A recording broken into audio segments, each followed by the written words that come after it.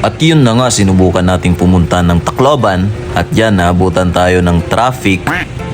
Mga 30 minutes, naghintay tayo dyan dahil sa sobrang dami ng pila. Bago tayo makapasok dun, hintayin muna nating matapos yung mga nandun sa kabila para tayo ay makapasok dun sa may San Juanico Bridge. Traffic pa dito.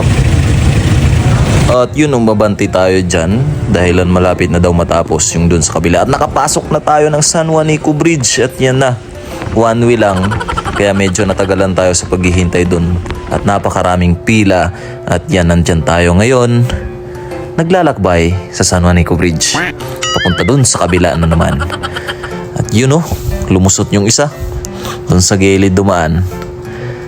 Pwede naman pala Pakalapit na natin sa dulo. Ayan na, nasa dulo na tayo.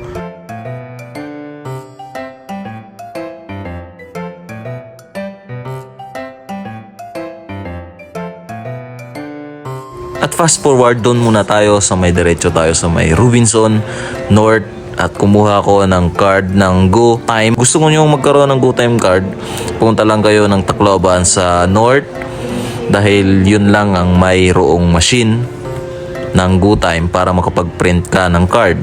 At napakadali lang magpa-print. Kung hindi mo alam, may mag-assist naman. Pero napakadali lang mag-print kung gusto mo magkaroon ng Go Time card. At sa oras na yan, pinaprocess na yung pag-print ng card. Kumuha ko dyan sa may Robinson, Tacloban, sa North. Yan lang atang mayroong card Yung sa isa ata na Robinson ay wala.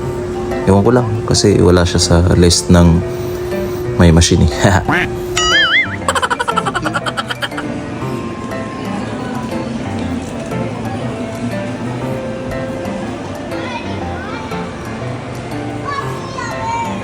At tapos nung dumaan naman ako dyan sa may diversion ng Tacloban, nakita ko yung napakaraming big bike at grabing yung kaganda ng mga big bike na yan.